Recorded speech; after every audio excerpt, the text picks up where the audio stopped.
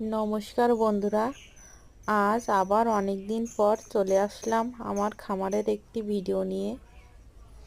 আসছে নতুন বছর, তাই খামারের কাজ আবার নতুন করে শুরু করলাম। নতুন বছরে সবাইকে অনেক অনেক শুভেচ্ছা রইল। আর আপনারা সবাই আমাকে আশীর্বাদ করবেন, আমি যেন আমার খামারের কাজ আরও এগিয়ে নিয়ে যেতে পারি। সবাই ভালো থাকবেন।